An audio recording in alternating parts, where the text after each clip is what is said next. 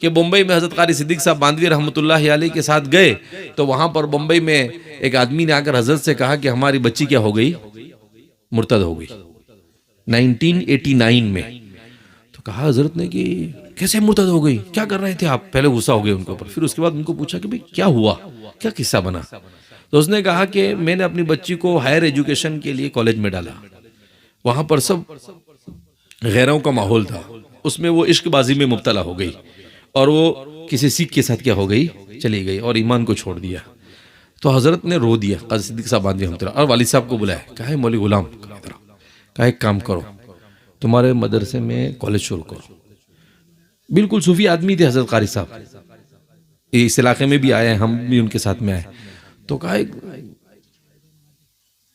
کہ دیکھو مولوی غلام. تو ابا نے کیا کہا کہ حضرت یہ مولوی اور مفتی اپنے کو ایسے کافر کے فتوے دے دے گا، آسان کام نہیں ہے.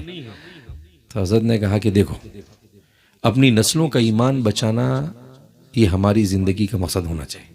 مجھے ایسا سمجھ میں آتا ہے کہ ہمارے اپنے ادارے ہوں گے تو ہمارے بچوں کا ایمان بچ سکتا ہے، ورنہ ایمان بچے گا نہیں ان کا. اس لیے کل قیامت کے دن ہم اللہ کے سامنے یہ بول سکتے ہیں کہ بھئی ہم نے ہم سے جتنا ہو سکا اتنا کیا. کہا ٹھیک ہے حضرت آپ کا حکم ہو.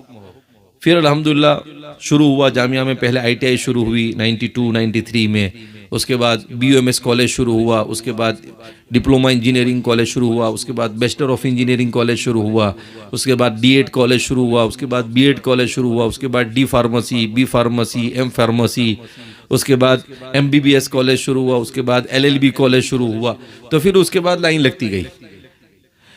اس کے بعد کچھ سالوں کے بعد وہی ایک مول صاحب نے ابا کے خلاف کتاب لکھی کہ یہ پوری امت کو بگاڑا ہے یہ مولوی.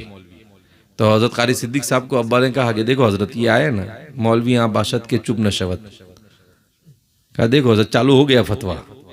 تو حضرت نے اس کو لیا میرے سامنے، کہ کسی سے سنا بھی نہیں، میری بھی اس وقت 15 سال کی عمر تھی، کیونکہ کہ اس کو پھاڑ دیا اور کہا کہ مولوی غلام یہ اللہ کے ہاں آپ کا کام مقبول ہو گیا، اس کی علامت ہے. کہا جس درخت کے اوپر پھل لگتا ہے نا اسی پہ پتھر مارا جاتا ہے. کہا اس کو اٹھا کے کچرے کے ڈبے میں پھینک دو. کہا یہ مولوی کو 20 سال کے بعد سمجھ میں آئے گا کہ یہ عصری تعلیم دینی ماحول میں امت کی سب سے بڑی ضرورت ہے. اور بالکل ویسا ہی ہوا.